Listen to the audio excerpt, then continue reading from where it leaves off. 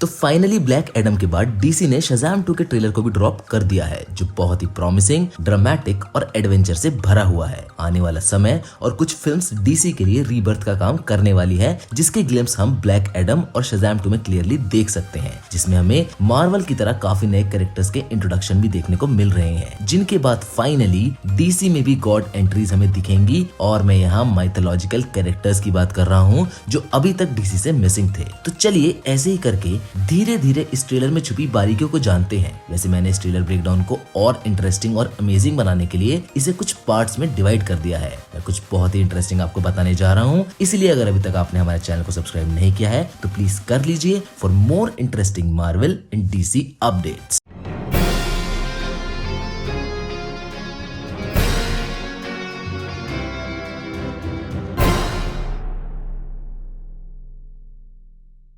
चलिए शुरू करते हैं।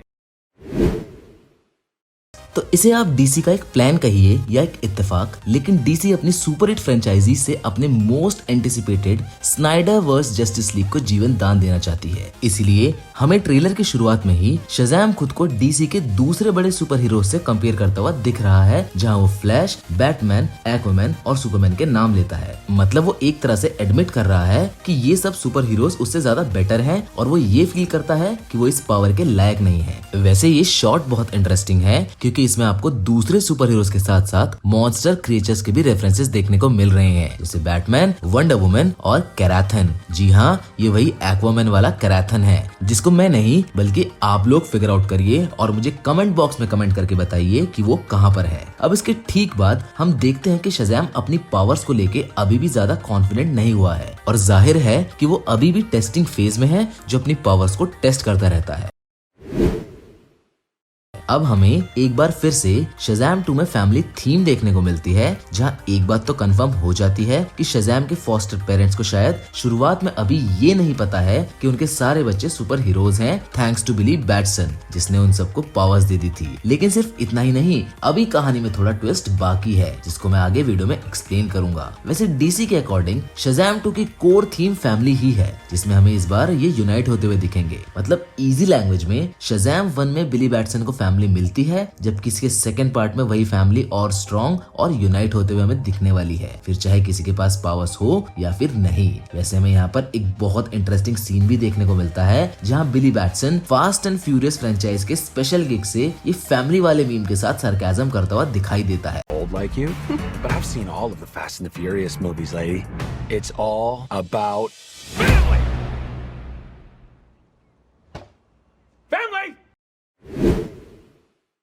अच्छा, एक और बहुत इंटरेस्टिंग चीज है जो शायद मुझे फील हो रही है, क्योंकि ये फिल्म गॉड से रिलेटेड है, इसीलिए शायद हो सकता है कि इसमें हमें वंडर वुमन का कैमियो देखने को मिल जाए। ऐसे इसका कोई ऑफिशियल कंफर्मेशन तो हमें अभी तक देखने को नहीं मिला है, पर अगर एक रिपोर्ट की बात माने तो शायद ऐसा हो सकता है। और वैसे भी वंडर वुमन स्ट्रॉन्गली कनेक्टेड है ग्रीक माइथोलॉजी से, और शज़ाम एक ऐसा सुपर हीरो है जिसको पावर्स ग्रीक गॉड से मिलती है। और साथ ही में हमने वो पीडियाट्रिशियन वाले सीन में भी देखा था, जहाँ हमें वंडर वुमन और बैटमैन की डॉल्स देखने को मिली थी। तो 100% तो नहीं, पर हो सकता है कि इसमें वंडर वुमन का कैमियो हो जाए। और एक सुपर हीरो मूवी फैन होने के नाते मैं डीसी और मार्वल दोनों से ये रिक्वेस्ट करूंगा कि प्लीज ऐसे सुपर हीरो क्रॉसओवर्स ज्यादा इंक्लूड करे। वैसे हमें इसी सीन में और भी दूसरे यूनिवर्सेस के रेफरेंसेस देखने को मिलते हैं, जो कि कंज्यूरिंग वर्स से हैं, जो इसके डायरेक्टर से कनेक्टेड हैं, जिसकी बात हम अभी नहीं बल्कि अपनी अगली वीडियो में करेंगे। अब फाइनली इस ट्रेलर के सबसे इंपॉर्टेंट पार्ट की बारी आती है, जिसमें हमें इसके गॉड सुपर विलेंस की एंट्री देखने को मिलती है, जो कि गॉड एटलस की डॉटर्स हैं। वैसे ग्रीक माइथोलॉजी के अकॉर्डिंग एटलस की 7 बेटियां थी,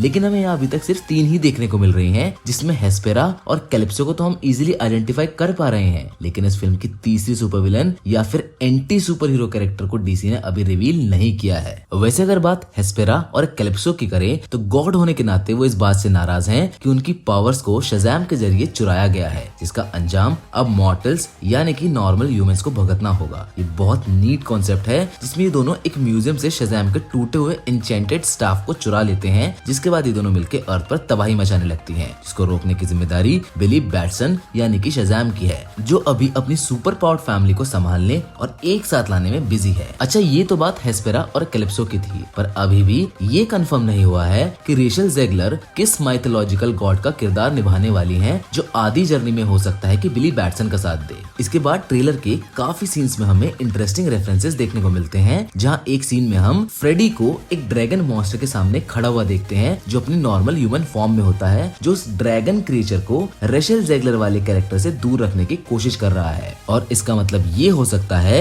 कि इस फिल्म में आगे चल के बिली बैटसन को छोड़ के उसके सभी दूसरे फैमिली मेंबर्स की पावर्स चली जाएंगी। अब इसके बाद हमें काफी मॉन्स्टर्स फोर्स देखने को मिलती है, जो कि जरूर गॉड कैलिप्सो की वजह से संबंध है। और सबसे इंटरेस्टिंग तो वो ड्रैगन है जो अपने मुंह से एक अलग ब्लू कलर की एनर्जी छोड़ रहा है, जो कि हूबहू शज़ैम विज़ार्ड के स्टाफ और हेस्पेरा कैलिप्सो के मैजिक से मिल रही है। वैसे अगर सीजीआई इफेक्ट्स और कैरेक्टर मोमेंट्स की बात करें तो ये ट्रेलर एकदम परफेक्ट दिखाई दे रहा है। बस मेरी भगवान से यही दुआ है कि ये फिल्म भी अच्छी हो और हमें एक प्रॉपर डीसी और मार्वल वॉर देखने को मिले। पर फिलहाल तो इस वीडियो में बस इतना ही। हमें आप कमेंट करके जरूर बताएं कि आपको ट्रेलर कैसा लगा। साथ ही में अगर ये वीडियो आपको पसंद आई हो तो इसे लाइक, शेयर और हमारे चैनल को सब्सक्राइब करना ना भूलिएगा। मिलेंगे आपसे एक और नई इंटरेस्टिंग कहानी के साथ। Till then, good bye.